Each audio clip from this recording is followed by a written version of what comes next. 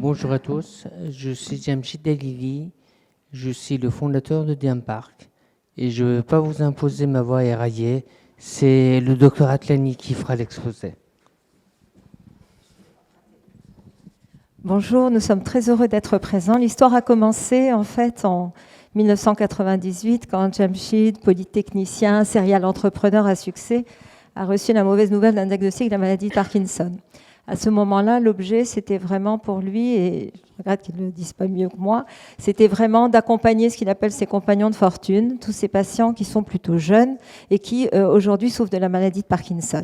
Donc une double ambition, accompagner les patients et accélérer la recherche sur lequel aujourd'hui, finalement, depuis la découverte de la compensation par la L-DOPA, on n'a pas de traitement véritablement qui fasse évoluer la maladie. Alors quelques mots justement sur cette maladie.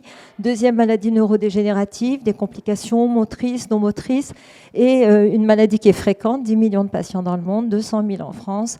Une maladie qui a un fort impact médico-économique, on parle de 2 milliards en France, et une maladie en fait qui souffre du sujet de l'évaluation. C'est-à-dire concrètement aujourd'hui, le patient, 1 à 2 fois par an, va chez le neurologue et il lui demande, eh bien, comment allez-vous? Est-ce que vous avez tremblé un peu, beaucoup? Et raconter 6 mois de vie, 9 mois de vie, c'est compliqué pour un patient, c'est compliqué finalement pour tout le monde. Et en fait, cette évaluation subjective, elle prévaut aussi dans les essais cliniques. Et donc, l'objectif pour nous, c'était véritablement d'apporter un outil d'évaluation digitale, objectif, qui ait du sens, qui soit continu et qui permette effectivement au médecin de mieux comprendre l'état de son patient, l'expérience de son patient. Et cela peut évidemment bénéficier non seulement en vie réelle, mais également en recherche et développement de nouveaux traitements. Alors l'équipe, la voici, avec Jamshid, donc une équipe plutôt expérimentée. J'ai passé 25 ans dans la pharma, vous posiez la question des profils. Le professeur Kouja est neurologue. Important aussi en équipe qualité, puisque nous sommes tous très mobilisés. Notre dispositif est Medical Device de classe A. Nous travaillons à la classe 1, nous travaillons à la classe 2A, à être également hébergés sur mon espace santé, à répondre aux exigences de l'ANS, donc des standards de qualité, de performance, cybersécurité, interopérabilité très élevés pour pouvoir effectivement demain revendiquer la télésurveillance des patients et l'amélioration de leur prise en charge. Nous sommes très, très ancrés dans l'écosystème du Parkinson parce que nous travaillons de façon extrêmement proche avec l'association France Parkinson. Nous étions hier sur leur stand au congrès de neurologie des neurologues de langue française.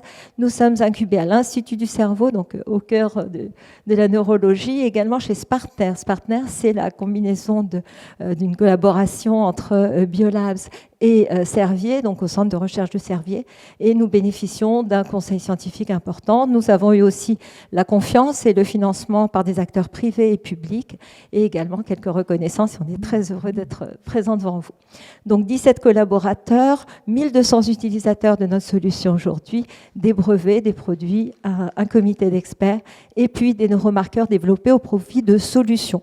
Donc un serveur avec des neuromarqueurs qui sont validés, également un programme d'éducation thérapeutique pour permettre aux patients de comprendre sa maladie, de comprendre les traitements qui lui seront proposés.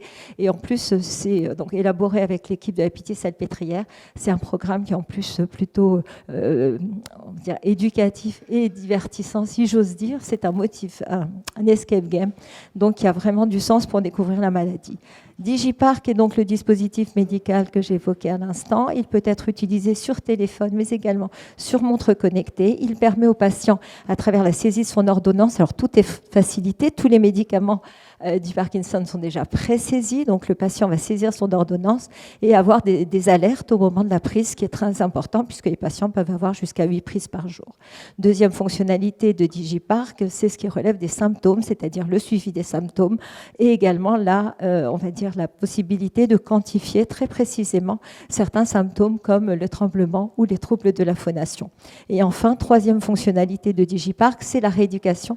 La rééducation, elle est thérapeutique chez les patients et elle permet effectivement de pouvoir accompagner le patient au quotidien entre 2 séances avec les orthophonistes et les kinés quand il y en a, et donc d'avoir cette dimension très holistique entre le suivi de la prescription, l'observance, le suivi des symptômes, mais également les exercices de rééducation. Avec la montre sur certaines populations, vous comprenez bien que ça permet de façon très passive de pouvoir avoir le détail très précis en continu des symptômes moteurs du patient.